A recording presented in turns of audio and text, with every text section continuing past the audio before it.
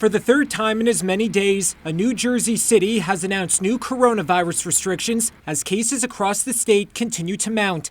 On the same day that Governor Phil Murphy announced newly confirmed coronavirus cases topped the 1,000 mark for the 11th day in a row, Paterson Mayor Andre Saya signed an executive order that requires all city businesses, including restaurants, bars, and grocery stores, to close their doors by midnight, 7 days a week, beginning tomorrow. We believe that because people are getting lax and they're not taking this as seriously as they should, they're letting their guard down, letting their masks down, and not keeping distance amongst themselves. So that's why we have to take swift and decisive action by way of executive order.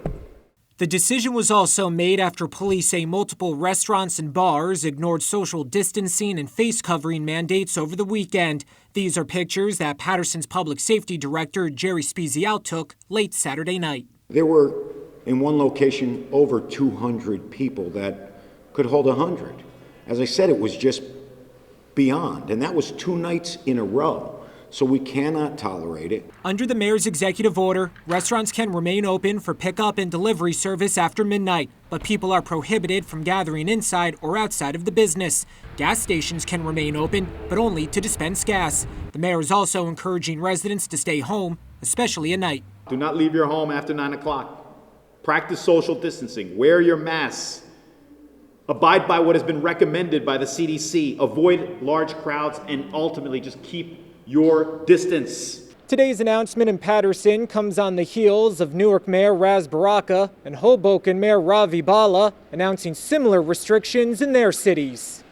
Beginning tomorrow, bars and restaurants in Hoboken will be required to close their doors at midnight. In Newark, 9 essential businesses are now required to close by 8 p.m. Restaurants have curtailed indoor dining. They can stay open for delivery and takeout. Beauty salons, nail salons, and barbershops are open, but only by appointment. And gyms and health clubs are required to close for a half hour each hour for sanitizing. East Orange Mayor Ted Green is calling on residents to follow restrictions and has said he will shut down businesses and parks if he has to.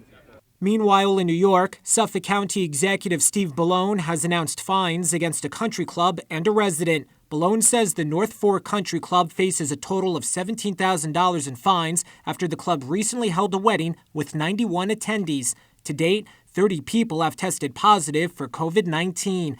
A homeowner in Farmingville faces $2,500 in fines after an estimated 200 to 300 people attended a party this past weekend. Bellone says his hope is that issuing these fines will send a message to the rest of the county.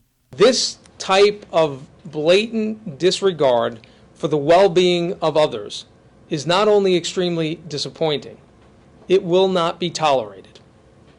If you violate the rules, you'll be caught and held responsible. And as we're just a few days away from Halloween, elected officials are reminding people to take the necessary precautions to stay safe. Mayor Bill de Blasio said Halloween in New York City is on, but that trick-or-treating is not allowed indoors and that parties will not be permitted. And in Caldwell, New Jersey, elected officials say trick-or-treating is not permitted on Bloomfield Avenue this year. Typically, large crowds gather on the busy street as children and their parents make their way from store to store. Reporting in Paterson, Bert St. Pierre, WNBC News.